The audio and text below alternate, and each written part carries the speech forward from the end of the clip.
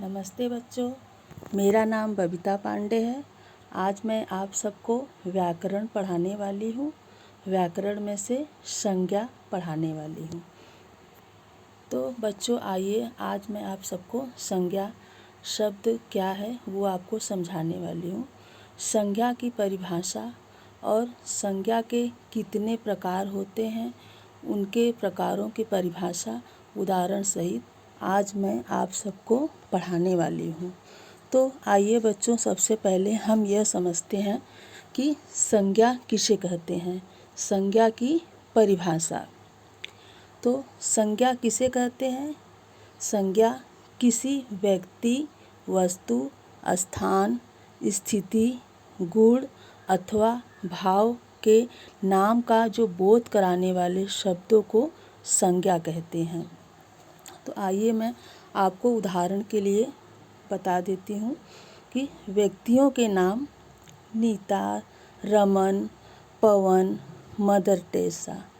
वस्तुओं के नाम कंप्यूटर, पंखा, कुर्सी, मेज। स्थानों के नाम ताजमहल, लाल किला, आगरा, दिल्ली, बम्बई। मन के भावों के नाम खुशी, सुंदरता, बुढ़ापा, गर्मी। तो ये हो गया हमारा संज्ञा की परिभाषा। अब आइए बच्चों, हम देखते हैं संज्ञा कितने प्रकार के होते हैं, यानी संज्ञा के भेद। तो संज्ञा 5 प्रकार के होते हैं। व्यक्तिवाचक संज्ञा, जातिवाचक संज्ञा, भाववाचक संज्ञा, समूहवाचक संज्ञा, द्रव्यवाचक संज्ञा। तो इन 5 संज्ञाओं के हम उदाहरण आपको बताएंगे और इनकी परिभाषा आपको अच्छे से समझाएंगे। तो बच्चों आइए, सबसे पहले हम पढ़ते हैं व्यक्तिवाचक संज्ञा। व्यक्तिवाचक संज्ञा की परिभाषा।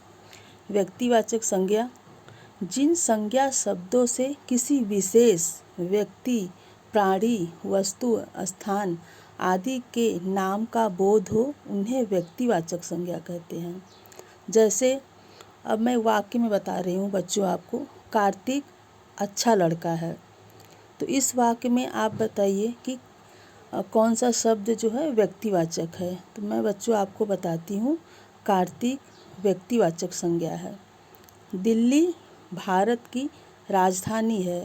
तो इस वाक्य में जो है व्यक्तिवाचक संज्ञा दिल्ली, भारत, ये व्यक्तिवाचक संज्ञा है। अभी कुछ उदाहरण मैं आपको और बता रही हूँ, जैसे कार्तिक, दिल्ली, राजू, भारत, मुंबई और गेटवे ऑफ इंडिया, ये स्थान के नाम है, अतः ये व्यक्तिवाचक संज्ञा है। आइए बच्चों, अब मैं आपको दूसरा बताती हूँ, जातिवाचक संज्ञा। जिन संज्ञा शब्दों में से एक ही जाति के सभी व्यक्तियों, वस्तुओं, प्राणियों, स्थानों का नाम का बोध हो, उन्हें जातिवाचक संज्ञा कहते हैं।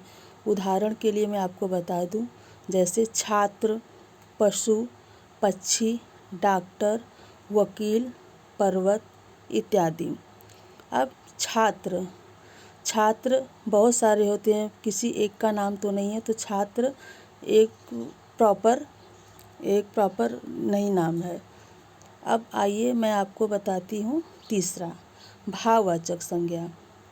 जिन संज्ञा शब्दों से गुण, भाव और स्थिति आदि का बोध हो, उन्हें भाववाचक संज्ञा कहते हैं। जैसे बचपन, जवानी, बुढ़ापा, सुंदरता, मिठास, दुख, रोना, हंसना, ये बच्चों भाववाचक संज्ञा है। समूहवाचक संज्ञा। समूहवाचक संज्ञा की परिभाषा।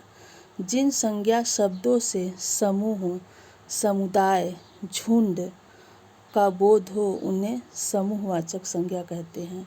जैसे उदाहरण के लिए कक्षा, कक्षा में भीड़ होती है, भीड़, सेना, दल, सभा, किसी मीटिंग को हम समूहवाचक संज्ञा कहते हैं।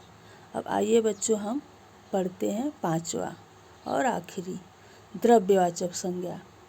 जिन संज्ञा शब्दों से किसी धातु, पदार्थ या द्रव्य का बोध हो उन्हें हम द्रव्यवाचक संज्ञा कहते हैं। जैसे हम दूध को तो गिन नहीं सकते हैं, सोना को तो गिन नहीं सकते हैं, लोहा, पानी, ये सब को तो हम गिन नहीं सकते हैं, तो उसे हम द्रव्यवाचक संज्ञा कहते हैं।